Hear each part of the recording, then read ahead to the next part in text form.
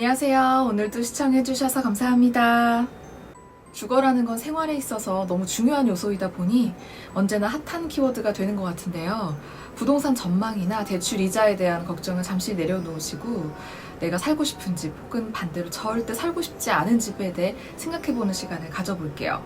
그 중에서도 오늘은 되도록 피하고 싶은 일본의 사고 물건에 대해 다뤄보겠습니다. 일본에서는 지코부갱이라고 하는데요. 부동산 거래나 임대차 계약의 대상이 되는 토지, 건물, 아파트, 맨션 등 그 건축물의 본체 부분 또는 공용 부분 어느 쪽에 있어서든 뭔가의 원인으로 전에 살던 사람이 사망한 이력이 있는 것을 가리킵니다. 다만 사망 원인에 따라서는 사고 물건이라고 부르지 않는 것도 있어 판단 기준은 명확히 정해져 있지 않다고 해요. 사고 물건으로 취급되는 것에는 다음과 같은 케이스로 나뉘어집니다. 첫 번째가 살인, 상해치사, 방화로 인한 화재 등 형사사건에 해당하는 일로 사망자가 나온 물건. 두 번째는 사건성이 없는 사고, 자살, 지진에 의한 재해, 고독사 등으로 거주자가 사망한 물건입니다. 그리고 부동산 업주가 입주를 희망하는 사람들에게 이 사실을 알려야 하는지에 대해 2020년 6월 국토교통청이 처음으로 지침안을 정리했는데요. 일단 대상이 되는 건 주거용 건물로 오피스 등은 대상에서 제외된다고 합니다. 고지가 반드시 필요한 경우는 타살, 자살, 불의의 사고 이외의 사고사, 사고사인지 자연사인지 명확하지 않은 경우, 장기간 방치되어 냄새나 벌레가 발생한 경우라고 합니다. 또한 임대의 경우는 사망한 이후 대체로 3년간, 매매의 경우는 기간에 상관없이 사고 물건에 대한 고지가 필요하다고 합니다. 그럼 어떻게 해야 사고 물건을 피할 수 있을까요? 이럴 때 도움이 되는 게 바로 오시마테르 무겐 고지 사이토입니다. 이제는 너무 유명해져서 아시는 분들도 많으실 텐데요. 일본의 오시마테르라는 분이 만든 사이트로 지역별로 사고 물건이 정리된 곳이에요. 일본뿐만 아니라 우리나라를 포함한 전 세계 사고 물건을 확인할 수 있는데 아무래도 해외 정보에 비해 일본 내의 정보가 압도적으로 많습니다.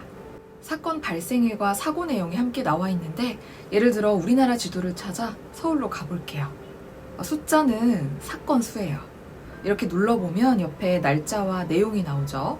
한국 사건은 일본어만 쓰여져 있거나 한국어만 있거나 둘 다 나오는 경우도 있어요. 그래서 오늘은 실제 사건들을 보기는 할 건데요. 잘못된 정보가 돌아다니는 경우도 있는 것 같아요. 이 사건은 뭐냐면 20대 여성과 40대 남성이 마약을 대량으로 투여한 끝에 남성이 여성의 배설물을 먹다 목에 걸려 사망함. 그걸 본 여성은 심장 발작을 일으켜 사망. 순간 너무 충격적이라 멍했는데 솔직히 너무 구체적이랄까? 정황 증거로 이렇게 이야기를 만들어 쓴다는 게 좀 이상해서 직접 저 주소로 찾아봤더니 애초에 없던 건지 아니면 지워진 건지 모르겠지만 없더라고요. 인터넷에 올라온 것 중엔 주작이 있을 수도 있다는 거.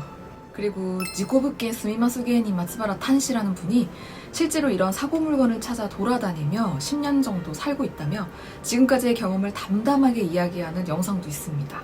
이상한 소리가 계속 났다거나 두통에 시달렸다거나 입주 첫날에 기절했다거나 화장실에서 할머니가 고독사를 했던 집은 화장실을 갈 때마다 할머니 냄새가 났대요. 이상한 현상은 일어나지 않았는데 화장실에 할머니랑 같이 있는 기분이었다고 합니다. 궁금하시면 나중에 한번 찾아보시고 이쯤 되면 내가 살고 있는 곳은 어떤지 궁금해지잖아요. 아마 한국은 많이 나오진 않을 거예요. 제가 10살 때까지 산 일본 집이랑 몇 년 전까지 부모님이 살아서 10년 동안 자주 왔다 갔다 했던 일본 집은 다행히 아무것도 없었고 중고등학교 때 살던 집을 찾아봤는데 이 불모양이 있는 거예요. 심지어 한 맨션에 3집이나 사고 온 물건인데 그중 2개는 서로 붙어있는 집이고 하나는 다른 층이에요. 그리고 이게 기재된 날짜가 제가 이거를 찾아보기 며칠 전이더라고요. 근데 사고 내용이 안 나와 있어서 더 무서워. 물론 제가 살았을 때 사건이 벌어졌던 건 아니지만 워낙 추억이 많이 묻어있기도 하고 동경에 가서 시간 여유가 있으면 그 주변을 좀 돌고는 했거든요. 그래서 기분이 좀 이상하더라고요.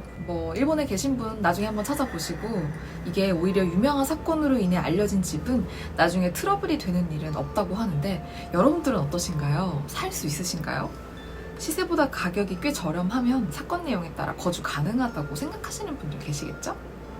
우리나라와는 다른 제도이기도 하고 지금 여름이기도 해서 좀 오싹하지만 다뤄봤습니다. 그럼 다음 영상에서는 다른 주제를 가지고 찾아뵙겠습니다. 오늘도 함께 해주셔서 정말 감사드리고요. 자, 마타네.